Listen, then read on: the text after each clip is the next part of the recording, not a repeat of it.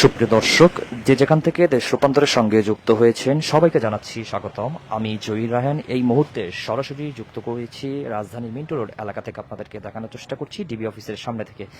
রাজধানীতে অভিযান চালিয়ে গোয়েন্দা পুলিশ গ্রেফতার করেছে সাবেক সেনা কর্মকর্তা ও সাবেক সংসদ সদস্য মাসুদ উদ্দিন চৌধুরীকে। সোমবার গভীর রাতে রাজধানীর বারিধারা ডিওএইচএস এলাকা থেকে তাকে আটক করা হয়। এই গ্রেফতারকে ঘিরে আবারও আলোচনা এসেছে একটি গুরুত্বপূর্ণ সময়, বাংলাদেশের ইতিহাসের বহুল আলোচিত ১/১১। জেনারেল মাসুদ চৌধুরী একজন অবসরপ্রাপ্ত তিন তারকা সেনা কর্মকর্তা। তিনি ২০০৭ সালের সময় সেনাবাহিনীর গুরুত্বপূর্ণ দায়িত্বে ছিলেন এবং ১/১১ পরবর্তী সময় একটি গুরুত্বপূর্ণ ভূমিকায় ছিলেন তিনি। পরে তিনি কূটনৈতিক দায়িত্ব পালন করেন এবং রাজনীতিতেও যুক্ত হন। ফেনী ৩ আসনের এই সাবেক সংসদ সদস্য জেনারেল অফিসার মাসুদ উদ্দিন চৌধুরীকে গ্রেফতার করেছে গোয়েন্দা পুলিশ ডিবি। তিনি সাবেক সেনা সমর্থিত তত্ত্বাবধায়ক সরকারের সময় বেশ আলোচনায় ছিলেন। অবসরপ্রাপ্ত এই ৩ তারকা জেনারেল ২৩ মার্চ কিন্তু গভীর রাতে কিন্তু তাকে আটক করা হয়। জেনারেল মাসুদকে গ্রেফতারের তথ্য নিশ্চিত করেছেন ঢাকা মহানগর গোয়েন্দা পুলিশের প্রধান শফিকুল ইসলাম। তিনি যেমনটি গণমাধ্যমকে জানিয়েছেন যে সোমবার গভীর রাতে তাকে আটক করা হয় এবং অভিযান চালানো হয় এবং সেই অভিযান থেকে তাকে আটক করে। জেনারেল মাসুদের বিরুদ্ধে কিন্তু ৫টির মতো কিন্তু মামলা থাকার কথাও কিন্তু জানিয়েছেন এবং যেসব মামলার বিস্তারিত তথ্য তাৎক্ষণিকভাবে জানাতে পারেননি শফিকুল। পুলিশ বলছে বারিধারা ডিওএইচএস এলাকার ২ নম্বর লেনের ১৫৩ নম্বর বাড়ি থেকে সাবেক এই সংসদ সদস্যকে গ্রেপ্তার করা হয়। ২০০৭ সালে সেনাবাহিনীর ৯ম ডিভিশনের জিওসির দায়িত্বে থাকা মাসুদ ওই বছরে ১/১১ পট পরিবর্তনের পর গুরুতর অপরাধ দমন সংক্রান্ত জাতীয় সমন্বয় কমিটির সমন্বয় ছিলেন। ২০০৮ সালের জুনে তাকে অস্ট্রেলিয়ায় বাংলাদেশের হাই কমিশনার করে পাঠানো হয়েছিল। পরে ২০০৯ সালে কিন্তু ক্ষমতায় আসা আওয়ামী লীগ সরকারও তাকে ২০১১ সালের জুন পর্যন্ত সেই দায়িত্বে রাখে।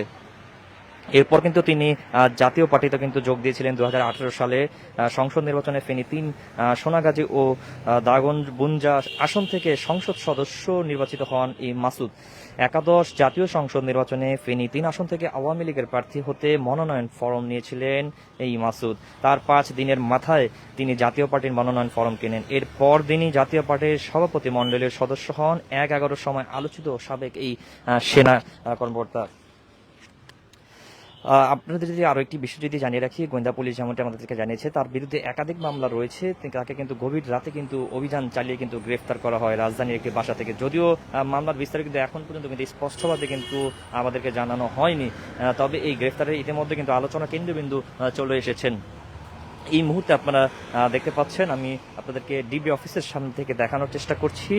আপনাদের আরেকটি বিষয় যদি জানিয়ে রাখি, বাংলাদেশের রাজনৈতিক ইতিহাসে ২০০৭ সালের ১/১১ একটি গুরুত্বপূর্ণ ও আলোচিত কিন্তু ঘটনা। ২০০৭ সালের ১১ জানুয়ারি রাজনৈতিক অস্থিরতার মধ্য দিয়ে দেশে জরুরি অবস্থা জারি করা হয়। তৎকালীন তত্ত্বাবধায়ক সরকার পরিবর্তন হয়, সেনা সমর্থিত একটি নতুন তত্ত্বাবধায়ক সরকার দায়িত্ব নেয়। সে সময়টিতে নির্বাচিত স্থগিত হয়, জরুরি আইন জারি করা হয়, রাজনৈতিক কার্যক্রম কিন্তু সীমিত করা হয়েছিল।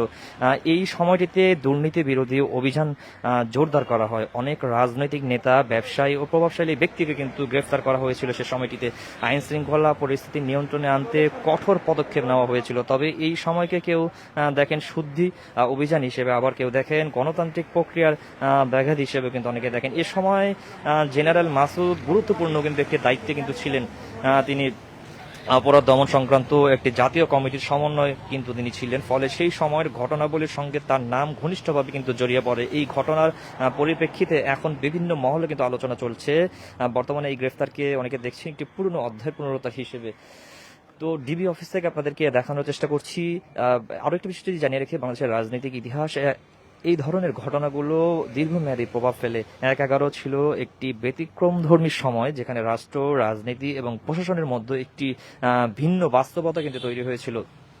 আপনাদেরকে যদি আরো একটি বিষয় যদি আমি জানিয়ে রাখি, ১/১১ সময়টা শুধু একটি প্রশাসনিক পরিবর্তনই কিন্তু ছিল না, এটি ছিল রাজনৈতিক অঙ্গনের জন্য একটি বড় ধরনের টার্নিং পয়েন্ট। সে সময় দেশের প্রধান ২ রাজনৈতিক দলের শীর্ষ নেতাদের বিরুদ্ধে কিন্তু অভিযান চালানো হয়েছিল। সাবেক প্রধানমন্ত্রী বেগম খালেদা জিয়াকে কিন্তু সে সময় গ্রেফতার করা হয় এবং তার বিরুদ্ধে কিন্তু দুর্নীতি সহ বিভিন্ন একাধিক মামলা কিন্তু দায়ের করা হয়। অন্যদিকে কিন্তু তখন কিন্তু তার পুত্র এবং বর্তমান প্রধানমন্ত্রী তারেক রহমানকে কিন্তু গ্রেফতার করা হয়েছিল এবং জিজ্ঞাসাবাদের জন্য বিভিন্ন সংস্থার আওতায় নেওয়া হয়। পরবর্তীতে কিন্তু চিকিৎসার জন্য কিন্তু তিনি বিদেশ চলে যান এবং সর্বশেষ কিন্তু আবার কিন্তু তিনি বাংলাদেশের প্রধানমন্ত্রী হন। এবং আরও একটি বিষয় যদি আপনাদেরকে জানাই, একাগ্র সময় দুর্নীতি বিরোধী অভিযানের অংশ হিসেবে অনেক রাজনৈতিক নেতাকে কিন্তু আইনের আওতায় আনা হয়েছিল। তবে এই সময়টিকে নিয়ে বিভিন্ন মত রয়েছে। কেউ এটিকে শুদ্ধি অভিযান হিসেবে দেখেন, আবার কেউ বলেন এতে রাজনৈতিক প্রক্রিয়া বাধাগ্রস্ত হয়েছিল, এমনটি কিন্তু অনেকে বলেছেন।